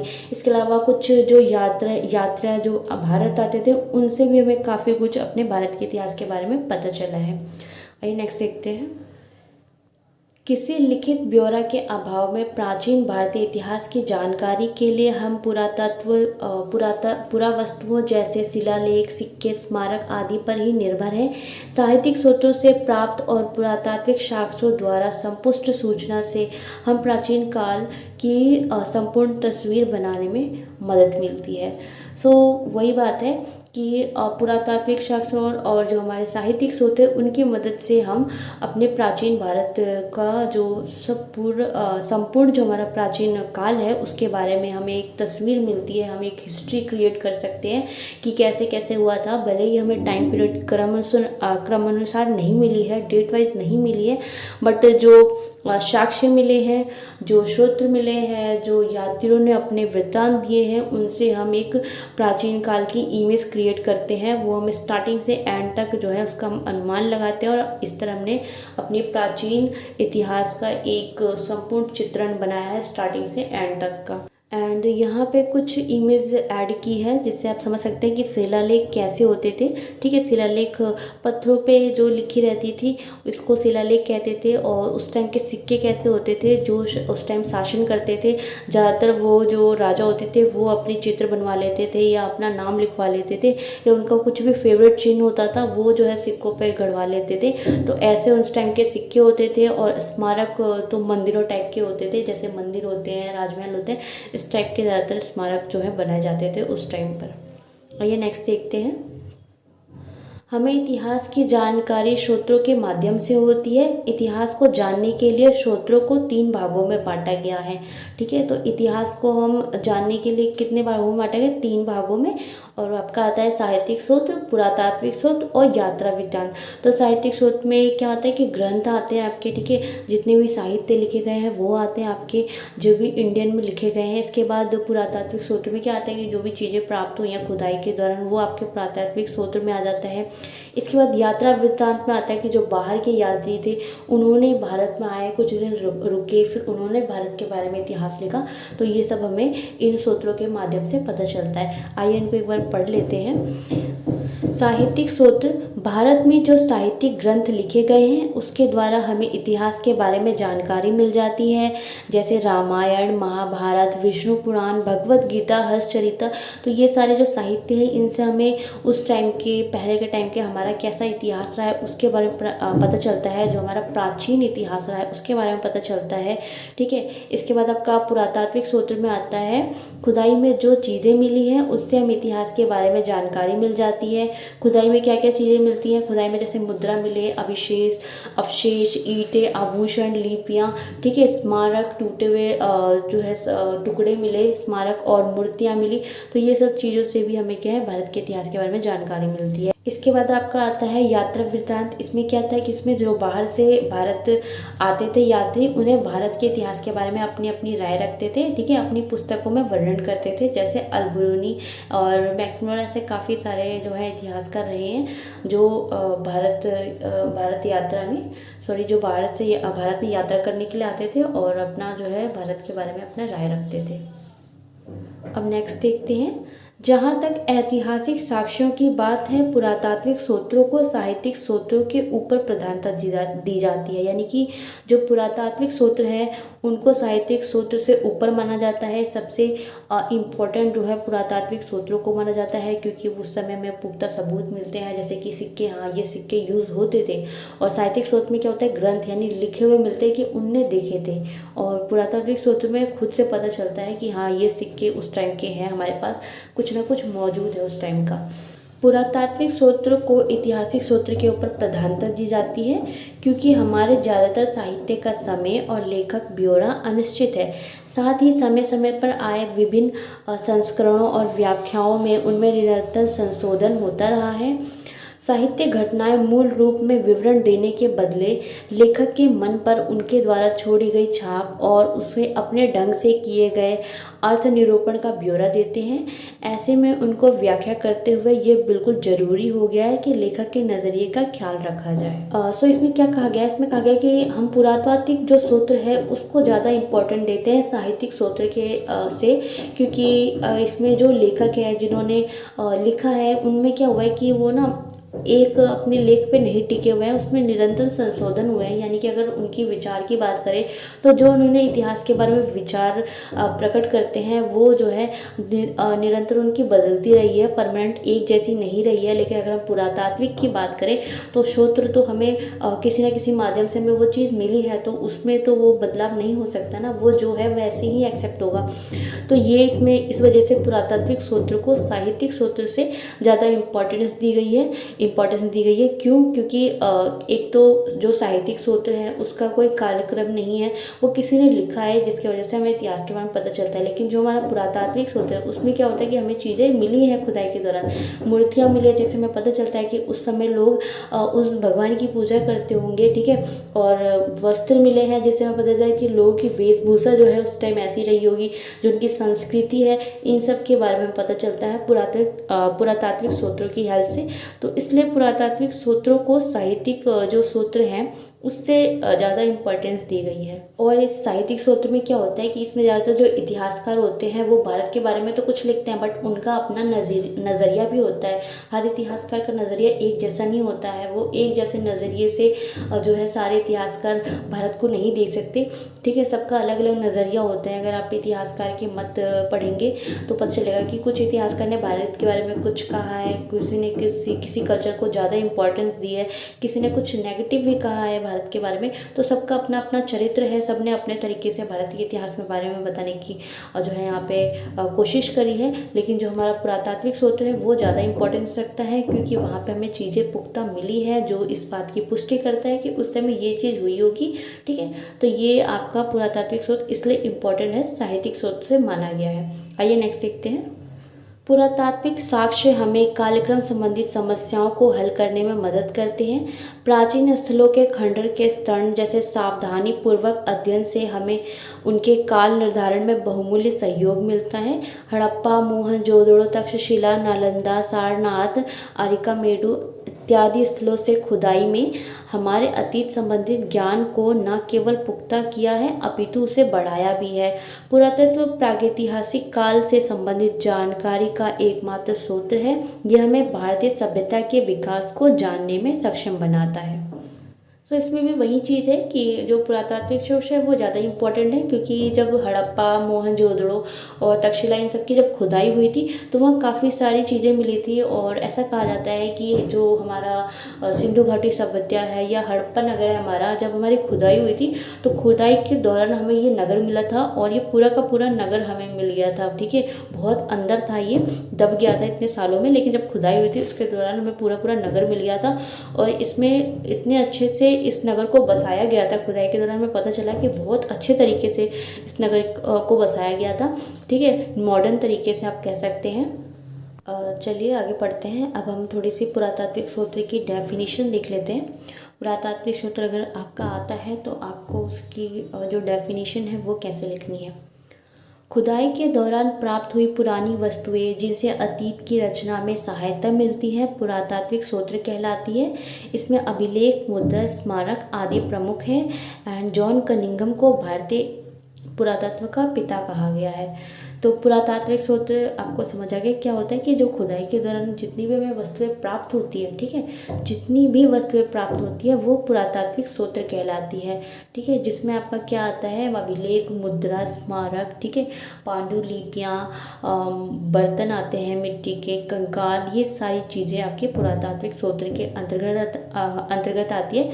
और जॉन कनिंघम को जो है भारतीय पुरातत्व का पिता कहा गया है, क्योंकि इनका बहुत जो है महत्वपूर्ण रोल रहा है भारत के इतिहास को जानने में। ठीक है, इन्हें बहुत बड़ी भूमिका रही है। अब पुरातात्विक जो सूत्र प्राप्त हुए हैं उनके बारे में डिटेल से पढ़ लेते हैं। एंड आपका पहला है अवशेष। जो आपको अवशेष प्राप्त हुए हैं, ये अवशेष आपको कहाँ से प्राप्त हुए, ये हमें प्राप्त हुए हैं हड़प्पा सभ्यता से। हमें बहुत सारे अवशेष प्राप्त हुए हैं। यहाँ सारे के सारे अवशेष इस बात का पुरातात्विक सूत्र है कि वो घटना निश्चित तौर पर घटित हुई है। सब अवशेष जो है, अवशेष हमें कहाँ से प्राप्त हुए हैं, हड़प्पा सभ्यता से जो अवशेष प्राप्त हुए हैं। ठीक है, बहुत सारे अवशेष हमें प्राप्त हुए हैं। उससे क्या पता चलता है, वहाँ के टाइम पीरियड का पता चलता है, वहाँ पे कैसी सभ्यता थी उनके बारे में पता चलता है। ठीक है, जो भी पुरातात्विक सूत्र जो हमें मिले हैं, और जैसे हमें पूरा नगर मिल गया था तो नगरों की दीवारों पे भी बहुत कुछ उस टाइम लिखा रहता था। ठीक है, जिसको धीरे धीरे इतिहासकार ने पढ़ने की कोशिश की और काफ़ी हद तक उन्होंने चीज़ों को पढ़ा है और फिर उन्होंने उसी तरीके से जो हड़प्पा सभ्यता है उसके बारे में बताया है। एंड इससे हमें काफ़ी सारी चीज़ें पता चलती है, जैसे प्रागैतिहासिक काल, ठीक है, जिसे हम पत्थरों का काल भी कहते हैं। ठीक है, तो पत्थरों पे सारे जो चलन था उस टाइम में पत्थरों से ही सारी चीज़ें होती थी, हर चीज़ें बनाई जाती थी। ठीक है, एंड ये सारी जानकारी हमें मिलती है पुरातत्व जो सूत्र है उससे मिलती है। और भारतीय सभ्यता के बारे में भी पता चलता है कि दीवारों पे भी काफ़ी चीज़ें हमें मिली थी जो लोग खुरद के लिखते थे, कुछ चित्र बनाते थे। ठीक है, ये सारी चीज़ें भी हमें जो है पुरातत्व सूत्रों के माध्यम से पता चलती है। वो हमें इस बात का पुख्ता सबूत देते हैं कि ये घटना जो है निश्चित तौर पर घटी थी, इसलिए पुरातात्विक जो सूत्र है उसको ज़्यादा इम्पोर्टेंट दिया जाता है। नेक्स्ट आप देखते हैं, नेक्स्ट आपका है अभिलेख। अभिलेख स्तंभों पे, शिलाओं पे, तामपत्रों, मुद्रा और मूर्तियों, मंदिरों की दीवार आदि पर खुदे मिलते हैं। तो अभिलेख क्या होते हैं कि कोई भी पत्थर की जैसी चीज़ होती है ना, उस पर कुछ खुरेद के लिखा जाता है। ठीक है, उसको अभिलेख किया जाता है, अभिलेख कहते हैं। और फिर उसको रूप दिया जाता है मुद्रा का, मूर्ति का, शिलाओं का, स्तंभों का। ठीक है, तो इन सब पे जो भी लेख मिले हैं, ठीक है, इन सब पे जितनी भी भाषाओं में लिखा गया है उसको हम अभिलेख कहते हैं। और इसके बाद आपका है भारतीय इतिहास के संबंध में अभिलेखों का स्थान अति महत्वपूर्ण है। भारतीय इतिहास के बारे में प्राचीन काल के कई शासकों के अभिलेख से काफ़ी महत्वपूर्ण जानकारी प्राप्त हुई है।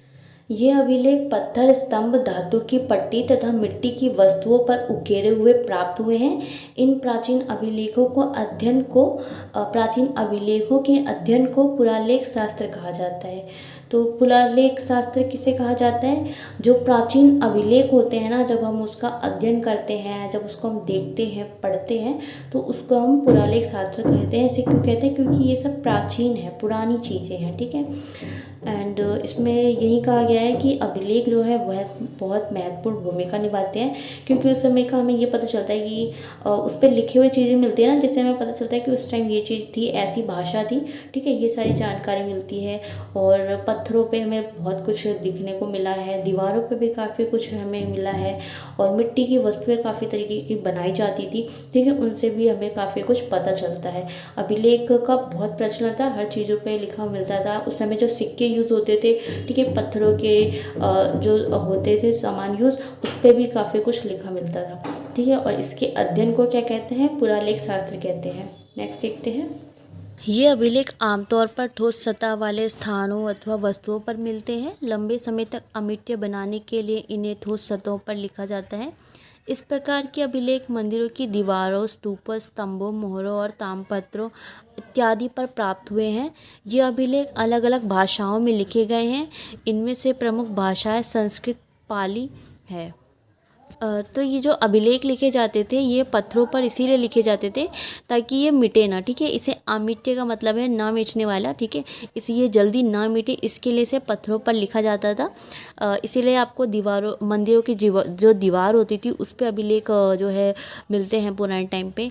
स्तंभ जो होते थे उन पर मिलता, स्तूपों पर भी लिखा रहता था। मोहर जो होते हैं, सिक्के होते हैं, उन पर मिलता था। ताम्रपत्र जो होते थे उस पर भी जो है हमें ये अभिलेख देखने को मिलते हैं। और ये अलग अलग भाषाओं में लिखे जाते थे। जैसे जिस टाइम पीरियड में राजाओं का शासन होता था, उसके टाइम पे, उन राजाओं के टाइम पे जैसी भाषा का यूज़ किया जाता था, ठीक है, उन भाषाओं में ये अभिलेख लिखे जाते थे। और ज़्यादातर ये अभिलेख जो है पाली और संस्कृत भाषा में पाए गए हैं। नेक्स्ट देखते हैं।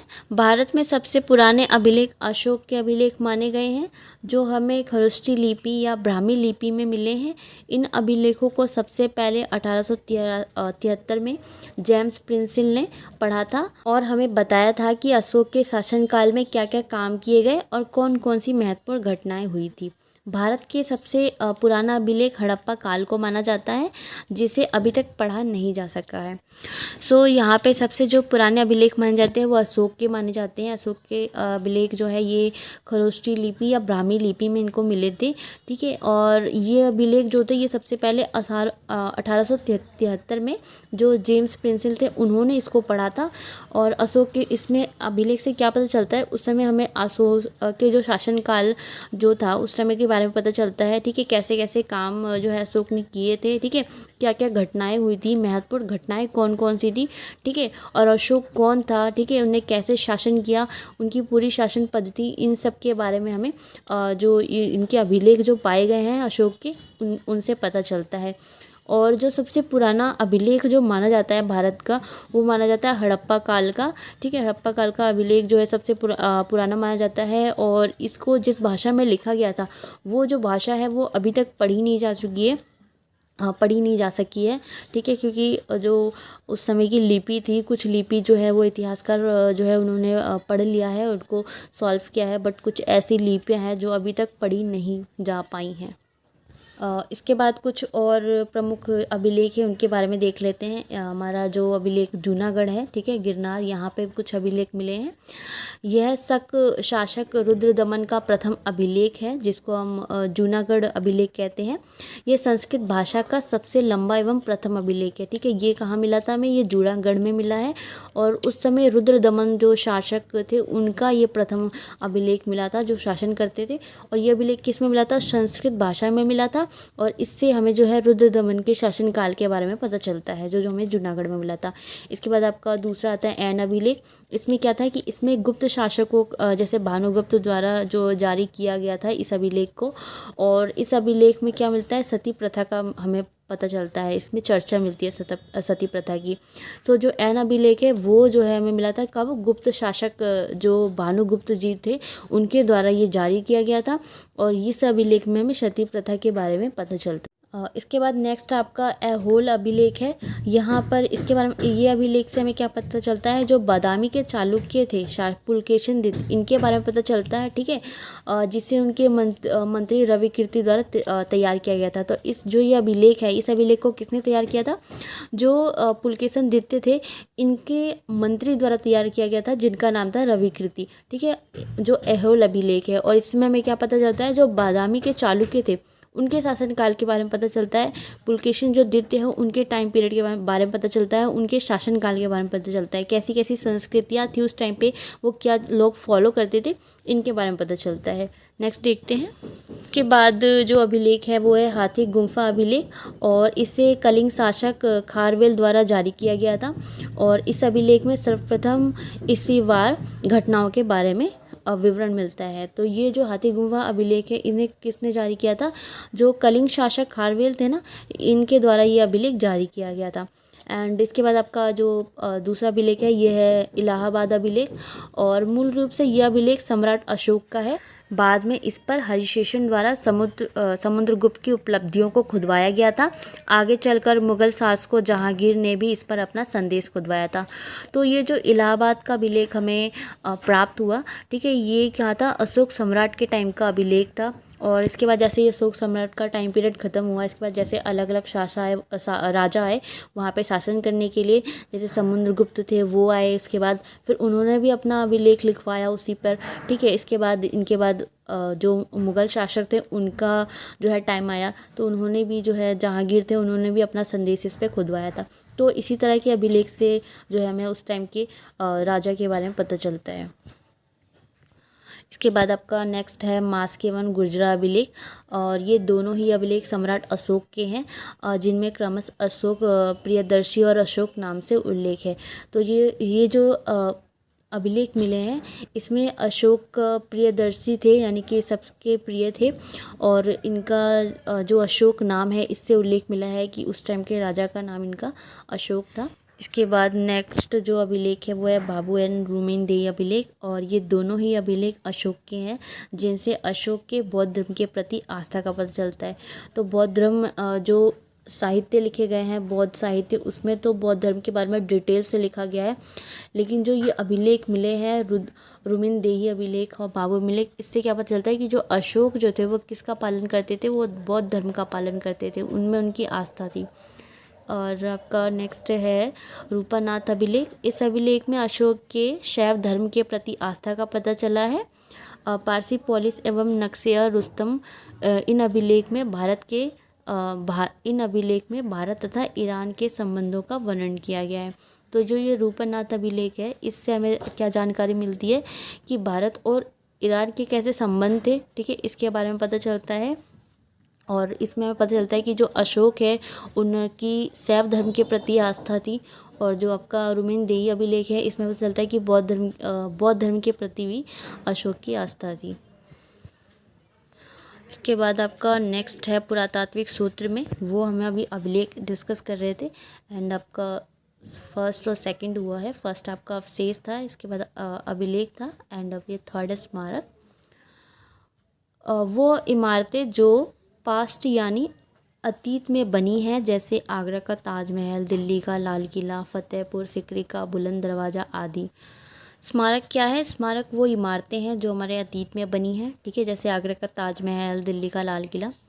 नेक्स्ट देखते हैं तक्षशिला। यहाँ से प्राप्त अवशेषों से कुषाण वंश के इतिहास की जानकारी मिलती है। अंकोर वाट और बोरोबुदुर मंदिर है। यहाँ से प्राप्त अनेक प्रतिमाओं से पता चलता है कि इन देशों से भारत के व्यापारिक तथा सांस्कृतिक संबंध हैं। तो ये जो तक्षशिला है, यहाँ से जो अवशेष प्राप्त हुए हैं, यहाँ से हमें कुषाण वंश के बारे में पता चलता है, उनके इतिहास की जानकारी मिलती है। और ये जो मंदिर है, यहाँ से हमें अनेक प्रतिमा का पता चला है, काफ़ी मूर्तियाँ भी यहाँ से प्राप्त हुई हैं। पुरातात्विक सूत्र के सर्वाधिक महत्वपूर्ण पहलू हैं खुदाई में बड़ी संख्या में मिले नष्ट नगर, जिनमें भारी संख्या में स्मारक उपलब्ध हुए हैं। उत्खनन से प्राप्त प्राचीन भारत के नगरों और उपनगरों में कुछ महत्वपूर्ण उदाहरण हैं, जैसे हैरू बिहार में राजगीर, नालंदा, बोधगया, पाटलिपुत्र के कुछ हिस्से इत्यादि, एंड पश्चिमोत्तर सीमा प्रांत और पंजाब में पेशावर, तक्षशिला इत्यादि। बंगाल में पहाड़पुर, महास्थान, पुड्रेवर्धन, कोटिवर्ष इत्यादि। ये सारे जो नगर हैं ये हमें खुदाई के दौरान प्राप्त हुए हैं। ये नगर जो है ये नष्ट हो गए थे, थोड़े बहुत बचे थे। जब उत्खनन हुआ था तो वहाँ से हमें नगर उपनगर, ठीक है, ये सारे हमें प्राप्त हुए थे। एंड आपका जो फोर्थ स्रोत है वो है सिक्के। प्राचीन काल में लेन देन के लिए उपयोग की जाने वाली वस्तु विनिमय व्यवस्था के बाद सिक्के प्रचलन में आए। ये सिक्के विभिन्न धातुओं जैसे सोना, तांबा, चांदी इत्यादि से निर्मित किए जाते थे, यानी बनाए जाते थे। प्राचीन भारतीय सिक्कों की एक विशेषता है, यानी कि विशेष बात है कि इनमें अभिलेख नहीं पाए गए हैं, यानी कि कुछ भी लिखा हुआ नहीं पाया गया है। आमतौर पर प्राचीन सिक्कों पर चिन्ह पाए जाते हैं। इस प्रकार से सिक्कों को आहत सिक्के कहा जाता है। इन सिक्कों का संबंध ईसा से पहले 5वीं सदी से है और उसके पश्चात सिक्कों में थोड़ा बदलाव आया। इन सिक्कों में तिथियां, राजा और देवताओं के चित्र अंकित किए जाने लगे। तो अगर हम प्राचीन काल की बात करें तो उसमें सिक्के भी प्रचलन में आए थे, ठीक है। सिक्कों का यूज़ होता था, यानी कि व्यापार वहाँ पे जो है सिक्कों के माध्यम से होता था। और उस टाइम के जो सिक्के होते थे वो सोना और तांबा और चांदी के बनाए जाते थे। और जो प्राचीन काल के जो सिक्के थे उसकी विशेषता यह थी कि उसमें कोई अभिलेख नहीं लिखा होता था, उस पर कुछ लिखा नहीं होता था, बस चिन्ह अंकित होता था। जो राजा महाराजा जो होते थे वो सिक्कों में क्या करते थे कि अपने चित्र या फिर अपने देवी देवताओं के चित्र या जो उनके फेवरेट होते हैं उनके चित्र जो है वो लगाते थे। और जैसे जैसे राजा बदलते गए वैसे वैसे सिक्कों में थोड़ा बदलाव करते गए, ठीक है। और जो आमतौर पर जो चिन्ह पाए जाते थे ना सिक्कों पे, प्राचीन सिक्कों पे जो चिन्ह पाए जाते थे, तो इस प्रकार के जो सिक्के होते थे उसको आहत सिक्के कहा जाता था, ठीक है। नेक्स्ट देखते हैं। आहत सिक्कों में सबसे प्राचीन भंडार पूर्वी उत्तर प्रदेश तथा मगध से प्राप्त हुए हैं। भारत में स्वर्ण मुद्राएं सबसे पहले हिंद यूनानी शासकों ने जारी की थी और इन शासकों ने सिक्कों के निर्माण में डाई विधि का प्रयोग किया था। कुषाण शासकों द्वारा जारी की गई सिक्का स्वर्ण मुद्राएं सबसे अधिक शुद्ध थी, जबकि गुप्त शासकों द्वारा सबसे ज़्यादा मात्रा में स्वर्ण मुद्राएं जारी की गई थी और सातवाहन शासकों ने शीशे की मुद्राएं जारी की थी। तो ये सिक्कों के बारे में बताया गया है कि जैसे जैसे राजा जो है वो डेवलप हो आते गए, राजा जो है चेंज होते गए, तो वैसे वैसे सिक्के भी वो चेंज होते गए। और इसमें जो सबसे शुद्ध जो सिक्के माने जाते हैं वो कुषाण शासकों का जब टाइम था तो उनके द्वारा जारी की गई थी सबसे शुद्ध जो सिक्के थी। और इनके बाद जो डाई विधि का जो है उपयोग करते थे ये सिक्कों के निर्माण के लिए। और जो सातवाहन वंश थी उन्होंने क्या किया था, उन्होंने शीशे की मुद्राएं जारी की थी, ठीक है। ज़्यादातर जो मुद्राएं होती थी वो तांबा, सोना, चांदी की होती थी, बट ये जो सातवाहन वंश है इन्होंने किसकी मुद्राएं जारी की थी, शीशे की। नेक्स्ट देखते हैं। सिक्के भी प्राचीन भारतीय इतिहास के महत्वपूर्ण पुरातात्विक स्रोत हैं। देश के विभिन्न भागों में खुदाई से भारी मात्रा में सोना, चांदी, तांबे के सिक्के मिले हैं जो हमें गुप्त काल तक के भारतीय इतिहास से संबंधित महत्वपूर्ण जानकारी उपलब्ध कराते हैं। सिक्के के अध्ययन को मुद्रा शास्त्र कहा जाता है। तो जो सिक्के जो है वो बहुत ही महत्वपूर्ण भूमिका निभाते हैं। पुरातात्विक सूत्र में जो सिक्के हैं ये क्या होता है, खुदाई के दौरान जब प्राप्त हुए थे तो इनसे हमें पता चला था कि कौन से टाइम पीरियड में जो है किस तरह के सिक्के यूज़ होते थे, है ना। अगर सोने के सिक्के यूज़ होते थे तो राजा अब उसकी जो स्थिति है राजनीतिक और आर्थिक स्थिति जो है उसकी काफ़ी अच्छी रही होगी, ठीक है। इसके बाद तांबे के सिक्के थे, ठीक है। तो जैसे जैसे राजा जो हैं आते गए उन्होंने अपने सिक्के जो हैं वो चेंज करते रहे और इससे हमें भारतीय इतिहास को जानने में बहुत महत्वपूर्ण जो है यहाँ पे पुख्ता सबूत मिलता है सिक्कों से कि उस समय सिक्कों का प्रचलन कैसे था, किस तरह के सिक्के बनते थे, ठीक है। यद्यपि मुद्रा शास्त्रीय साक्ष्य अभिलेखीय साक्ष्य से अपेक्षाकृत कम महत्वपूर्ण है। जो मुद्रा जो शास्त्र है यानी कि जो सिक्के हमें मिले हैं और जो अभिलेखीय साक्ष्य मिले हैं यानी कि जो पत्थरों पे अभिलेख मिले हैं इतने इम्पोर्टेंस नहीं रखते जो सिक्के हैं जो हमें अभिलेख मिले, क्योंकि सिक्कों से हमें क्या पता चलता है कि हाँ व्यापार होता है और ऐसे जो है सिक्के जो है उस समय इस क्वालिटी के होते थे। लेकिन जो हमें अभिलेख मिले हैं वो अभिलेख लिखे हुए मिले हैं, उससे हमें काफ़ी कुछ पता चलता है। जैसे बहुत सारे अभिलेख अपने पढ़े कि अशोक के अभिलेख मिले, उससे हमें अशोक के टाइम पीरियड का पता चलता है। अब सिक्कों से हम अशोक के टाइम पीरियड का तो पता नहीं लगा सकते, हाँ हम ये पता लगा सकते हैं कि उस समय सिक्के कैसे होते थे, किस तरीके से बनते थे, ठीक है, इस चीज़ का पता लगा सकते हैं। बट जो अभिलेख है उससे हमें उनकी पूरी हिस्ट्री पता चलती है। भारतीय अतीत की विभिन्न अवधियों के प्रामाणिक सूत्र हैं। इन्हें मोटे तौर पर दो विभिन्न अवधियों में बांटा जा सकता है, मौर्य के पहले के काल और मौर्य के बाद का काल। मौर्य काल से पहले के सिक्के सामान्यतः दो प्रकार के हैरो छाप वाले आहत सिक्के और सांचे में ढले सिक्के थे।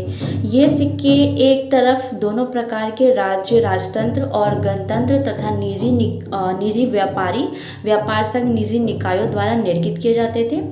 आरंभिक सिक्के जिनमें अधिकतर चांदी और थोड़े कम तांबे से बने थे। छापे वाले सिक्के यानी कि आहत सिक्के थे जिनके अग्रभाग पर कोई आकृति या प्रतीक यानी कि कोई चिन्ह नहीं बना होता था।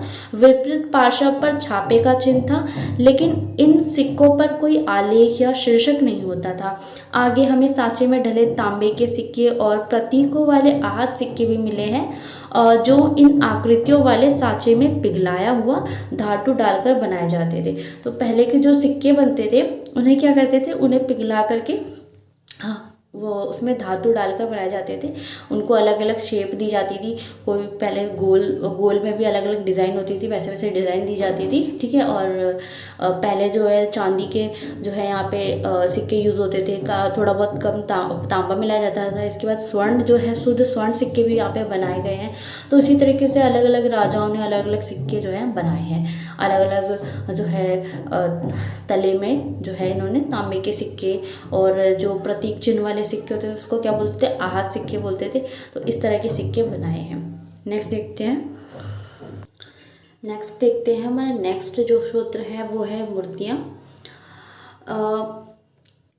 अगर सिक्कों के अलावा अगर हमें कुछ मिला है, ठीक है, अगर हम मूर्तियों की बात करें तो हमें पशुपातनाथ जी की मूर्ति और पुरोहित जी की मूर्ति और साथ ही साथ नटराज जी की मूर्ति आदि ये सब मिले हैं खुदाई के दौरान।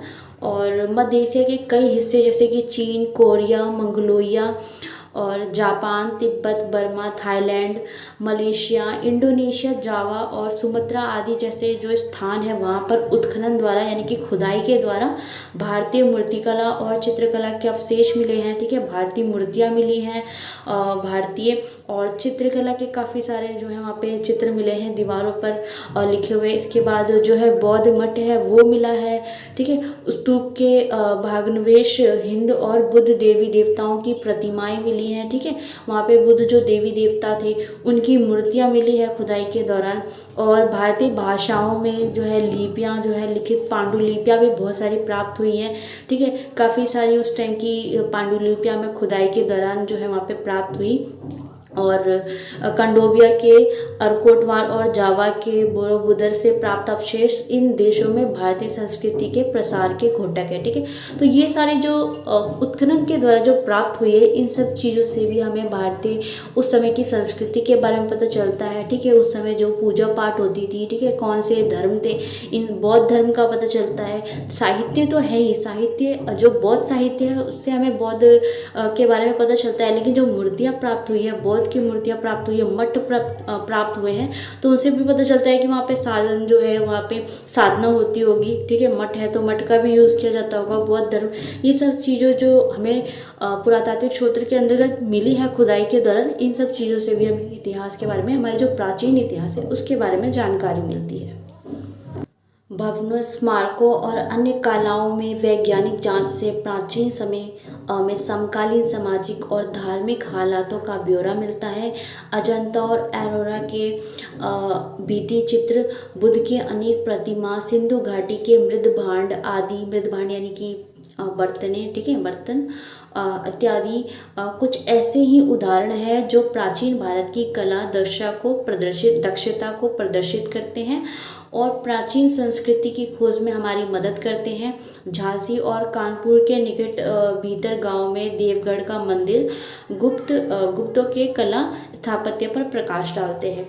तो ये भवन जो मंदिर है, स्मारक है, ठीक है, इन सब पे जो कलाएं बनी है, जो चित्र बनाए हैं, जो उनका डिज़ाइन बना है, उससे हमें पता चलता है कि उस समय कैसी कला रही है, ठीक है। उनसे कला के बारे में पता चलता है, हमारी जो भारत की जो सभ्यता है उनके बारे में पता चलता है, ठीक है। और जैसे कि बौद्ध का मठ है तो वहाँ पे कुछ बौद्ध से रिलेटेड ही चित्रकला की जाती थी, ठीक है। ऐसी ही अगर हम अजंता की गुफाओं की बात करें तो वहाँ पे भी काफ़ी सारी जो है हमें चित्रकला देखने को मिली है कि उस समय के लोग चित्रकला भी काफ़ी अच्छी जानते थे। और जिस चीज़ की चित्र बनाते थे, जैसे अजंता की गुफाओं की बात करें तो वहाँ पे काफ़ी सारे जानवरों के चित्र बने हैं, कुछ शिकार कर रहे हैं जानवरों का। तो इस तरीके से हमें प्राचीन भारत के इतिहास को जो है जानने की मदद मिलती है चित्रों के माध्यम से, जो हमारी मदद करती है प्राचीन संस्कृति को खोजने में। इसके बाद जो आपका ये गुप्त काल है, इसके बारे में भी पता चलता है। जो गुप्त काल में देवगढ़ का जो मंदिर है उसके बारे में भी जो है हमें काफ़ी कुछ पता चलता है। तो ये जो छोटे छोटे साक्ष्य मिले हैं हमें, इनसे हमने काफ़ी कुछ जो है अपने इतिहास के बारे में पता लगाया है। उस समय की शासन, मंदिरों के बारे में, राजाओं के बारे में, कैसे स्मारक होते थे, कैसे वो रहते थे, क्या बर्तन यूज़ करते थे, ठीक है, तो कैसे वो खाते थे, क्या क्या वो उगाते थे, इन सब चीज़ों के बारे में हमें पुरातत्व स्रोतों के माध्यम से पता चला है। क्योंकि जब खुदाई होती थी तो खुदाई के दौरान अनाज के दाने भी मिले थे, तो ये भी पता चलता है कि हाँ उस समय इस तरह के अनाज उगाते होंगे, जैसे बाजरा जो इन सब की खेती ज़्यादा होती थी। तो इन खुदाई के दौरान जब ये सारी चीज़ें मिली तो इससे पता चला कि हाँ उस समय लोग ज़्यादा किस चीज़ का यूज़ करते थे। अगर अनाज की बात करें और अगर वेशभूषा की बात करें तो वेशभूषा में भी काफ़ी ऐसी चीज़ें साक्ष्य मिले हैं। कपड़ों के बोल सकते हैं टुकड़े मिले हैं, लोगों के दीवारों पर जो चित्र मिलते थे उसमें उनकी जैसा पहनावा था वो बनाया जाता था। उनके द्वारा भी जो हमें पता चलता है कि उस टाइम के जो लोग थे वो कैसे कपड़े पहनते थे, कैसे वेशभूषा जो है वो धारण करते थे। नेक्स्ट देखते हैं। एंड नेक्स्ट आपका आता है शिलालेख। शिलालेख प्राचीन भारतीय इतिहास संबंधित हमारे ज्ञान का सबसे विश्वसनीय स्रोत है और शिलालेख के अध्ययन को पुरालेख शास्त्र कहा जाता है। पत्थर के टुकड़ों, खंभों, चट्टानों, तांबों की प्लेटों, इमारतों की दीवार इत्यादि पे ये उत्कीर्ण किए गए हैं, यानी कि उस पर ये बनाए गए हैं, लिखे गए हैं। शिलालेख ना तो आसानी से जल्दी खराब होते हैं, ना ही इतनी आसानी से उनके साथ छेड़छाड़ ही की जा सकती है। अधिकांश शिलालेख स्मरण यानी कि किसी की याद में बनाए जाते हैं, किसी को समर्पण के भाव से या दान से संबंधित जो है ये शिलालेख बनाए जाते थे, ठीक है। ये शिलालेख कुछ खास निजी स्वार्जिक जो घटनाएं होती थी उसकी भी याद दिलाने के लिए बनाई जाती थी। तो जो ये शिलालेख है ये किस लिए बनाए जाते थे? शिलालेख क्या होते थे कि ये किसी चित्र अंकित किए जाते थे, ठीक है। पत्थरों के टुकड़े हो गए, खंभों पे, ये चट्टानों पर, ठीक है, उस पर चित्र अंकित किए जाते थे, या जो उनके सबसे दिल के करीब है या फिर कुछ वो चीज़ घटना जो है वो याद रखना चाहते हैं तो उनकी याद में भी जो है शिलालेख बना देते थे। तो ये जो शिलालेख है ये भी हमारी बहुत महत्वपूर्ण भूमिका निभाता है हमारे इतिहास को जानने में। ये शिलालेख कुछ खास निजी और सार्वजनिक घटनाओं का स्मरण दिलाते थे, यानी कि याद दिलाते थे, इसलिए ये जो शिलालेख है इसीलिए बनाए जाते थे। अथवा कुछ इमारतों पर छवि को समर्पित है या भूमि अनुदान की गवाही देते हैं, तो ऐसे ऐसे शिलालेख जो है बनाए गए हैं जिससे पता चलता है कि वहाँ पे हाँ भूमि अनुदान की भी प्रक्रिया होती थी। यानी भूमि अनुदान का मतलब है कि उनसे जो है उन्हें ज़मीन दी जाती थी काम करने के लिए। और कभी ये भी होता था कि ब्राह्मण जो होते थे या पुरोहित होते थे वो क्या करते थे, खुश होकर के भी ब्राह्मण को जो है भूमि अनुदान देते थे और उनसे काम भी लेते थे, ठीक है। कुछ समय के लिए देते थे, कुछ परमानेंट भी दे देते थे, ठीक है। हालांकि इन परिस्थितियों का निश्चित और स्पष्ट ब्यौरा नहीं मिलता है, लेकिन इन आलेखों के बदलते चरित्र शिलालेख की अनुमति उम्र का निर्धारण करने के लिए हमें सक्षम बनाते हैं। ये समकालीन भाषा की जानकारी देते हैं। ये अनेक भाषा जैसे पाली, प्राकृतिक, संस्कृत, तमिल, तेलुगु इत्यादि में लिखे मिले हैं। गुप्त काल से पूर्व के अधिकतर शिलालेख जो है प्राकृतिक भाषा में लिखे गए हैं। इन अभिलेखों में दो प्रकार की लिपियां, ब्राह्मी और खरोष्टी का प्रचलन था। तो जो ये अभिलेख मिले हैं ये किस भाषा में आपको मिली है? ये पाली, संस्कृत, तमिल, तेलुगु इन सब भाषा में लिखी है। और जिस लिपि का प्रचलन था उस टाइम पे ब्राह्मी और खरोष्ठी लिपि जो है वो मेन मानी जाती है, उस समय जो है ये प्रचलित था। और भूमि अनुदान मैंने बताया कि जो पुरोहित होते थे, अगर राजा महाराजा जब अपने पुरोहित से खुश हो जाते थे तो उनको भूमि जो है दान दे देते थे। सो गाइस, आपका पुरातात्विक सूत्र जो है वो कंप्लीट हो गया है। एंड नेक्स्ट वीडियो में हम साहित्यिक सूत्र और यात्रा वृत्तांत के बारे में डिस्कस करेंगे। एंड 2 वीडियो में आपका यूनिट जो है कंप्लीट हो जाएगा, फर्स्ट एंड सेकंड वीडियो का लिंक मैं नीचे डिस्क्रिप्शन बॉक्स में डाल दूंगी। आई होप गाइज मेरी ये वीडियो आपके लिए हेल्पफुल रही होगी। Thanks for watching.